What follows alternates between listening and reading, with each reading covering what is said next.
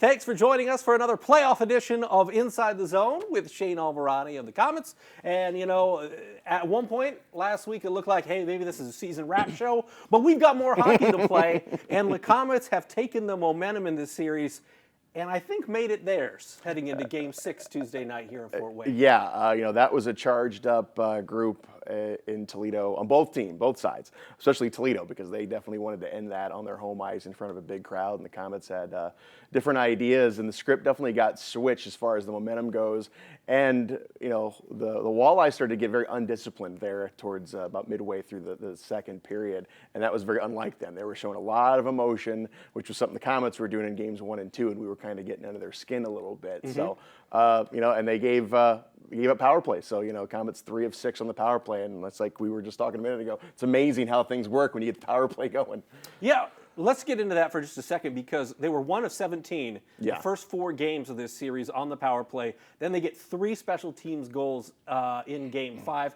How did they turn that around? What are some of the things that made the power play more effective in that game than it had been all series long? Well, I think it's just a matter of getting the same guys playing together, because if you go back to like the final 2-3 games of the regular season, pretty much the same unit has been out there, and it's just taken them that amount of time to kind of get the timing down. I noticed that really a lot on Saturday, that it seemed like this group is finally finding each other. Guys are where they're supposed to be. The passes are crisp, the shots are crisp, they're on net, and it may have just taken this just amount of time to get them just comfortable with each other.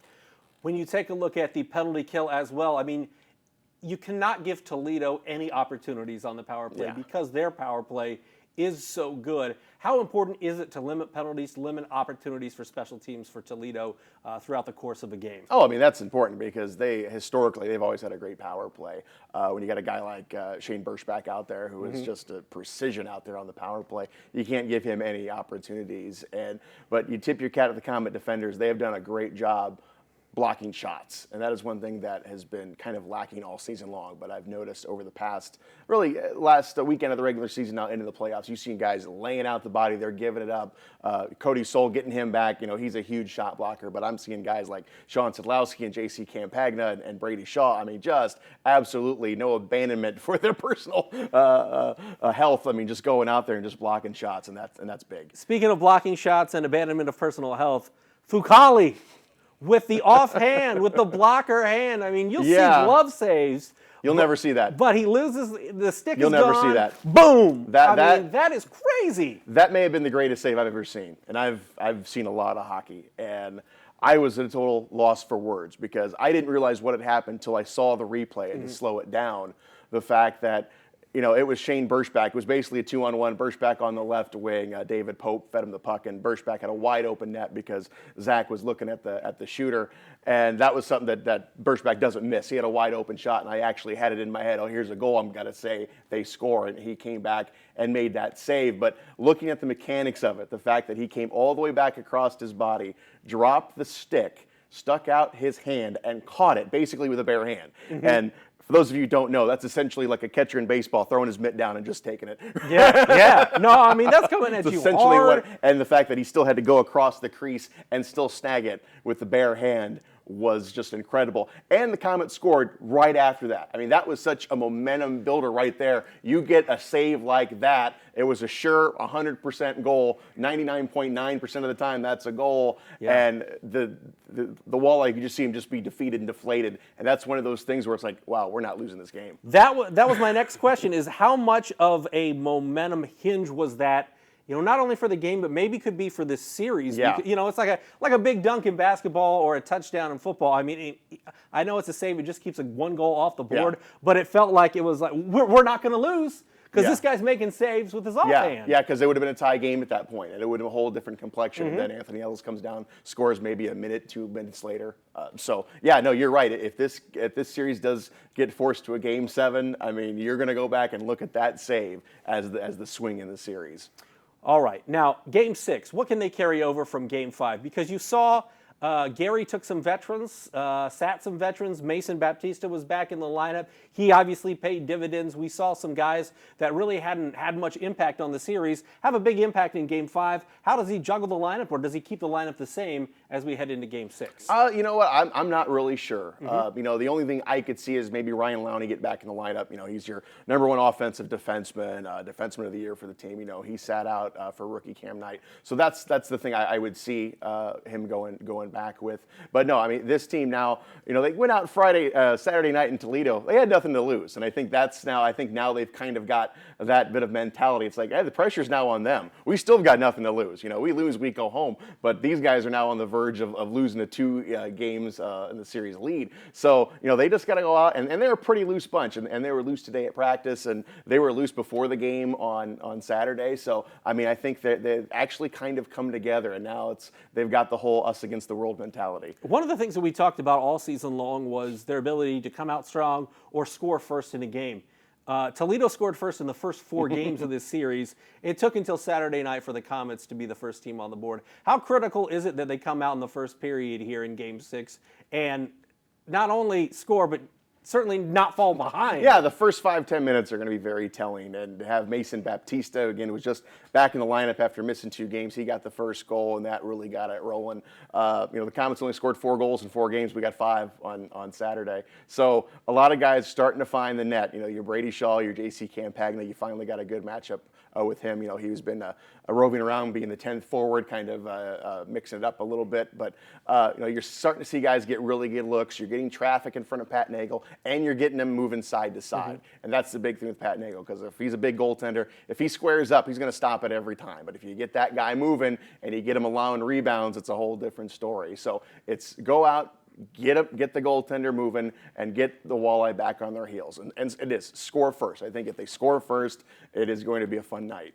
When you take a look at the Komets at home, I mean, we talk a lot about home ice, but it really hasn't been an advantage so far, or we haven't seen it manifest itself in an advantage on the scoreboard anyway. So far in the postseason, they have not led in regulation in home games this year in the postseason. Now, granted, there's only 2, and they won a game with Sedlowski scoring with about 20 seconds left and sending it to overtime. But there hasn't been that home ice advantage, I mean, I think they've had good crowds, but how do they manifest that into, a win?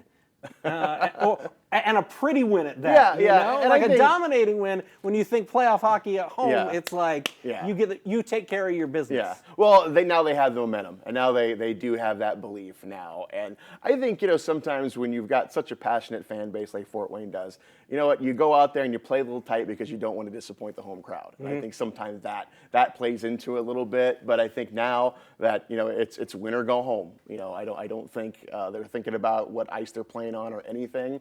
They're just hoping to get back to Toledo. And you know what? It's really great to have a silent Huntington Center crowd walking out of that place. That's even better than cheers, I think. So yeah, I think the home ice right now means nothing, obviously. If there's one guy for the Komets you think could be an X factor here in Game 6 and hopefully Game 7, who would it be? Somebody that is not maybe showing up on the stat sheet, but that you notice is doing some nice things and could be a big player for them as the season goes forward, as the series goes forward. Anthony Petruzzelli. He got the empty net goal. He's a guy who hasn't scored. I'm not sure. I don't think he doesn't have any goals, but I'm not sure assist-wise, but doesn't have very many points. But he's a guy, much like a Mason Baptista, who's going to be real greasy. He's going to get in front of the net. He's going to get those opportunities. And he's a guy that I think a lot of teams don't think about. He's a guy who just kind of sneaks around, and the next thing you know, he's got 2 or 3 goals on the board. So I look for someone like Anthony Petruzzelli, someone who you wouldn't quite expect to really show up in this Game 6. How important is it to get the leadership from some of the older guys in a game like this with the backs against the wall? And what kind of leadership did you see? Because it would have been easy for them to kind of pack it in after Game 4, heading to Toledo. They obviously didn't play their best game of this series. The Sedlowskis, the Shaftsmans, the Souls, what did you see from them that allowed them to, within 24 hours, really flip the script, not only what we were seeing on the ice from game to game, but for the whole series in terms of the momentum? I'm sure there was a lot going on in the locker room. I think, there's only so much the coaches can do. I mean, there's not, it's win or go home, so that's your motivation right there. You don't need any rah-rah speeches, but, you got some inspiration from guys like Cody Soul and Sean Sadlowski who have been here forever and would love to bring a championship to Fort Wayne or at least get another nice long playoff run. So, I think some of the younger guys, looking at guys like that, even like someone like Jamie Shasma who's trying to give it another run as well, So, there's a lot of great leaders in that locker room. So, motivation's not going to be a problem. And I know those guys are going to be fired up, but, not too fired up. And I think that was also really a difference because you saw Toledo come out. They were all rah, rah, rah. They were ready to go, and it didn't last very long. They got down by 2 goals, and you could see it come out. So they just got to go out, not be too over-aggressive, but they need to play their game and just relax, and it'll come to you. What are you most looking forward to about Tuesday night? Game 6 win. I mean, that's, I'm, for me, I'm already, mentally preparing, for a Game 7, so, and there's nothing better than a Game 7, but you know what, there's nothing better than a Game 6 in Fort Wayne, so everybody come out and see a pretty special night. All right, hopefully we're talking some more hockey after this week. Game 6 on Tuesday, hopefully a Game 6 or a Game 7 on Wednesday in Toledo. He's Shane Albahrani. I'm Glenn, and we'll see you next week as we talk Komets hockey.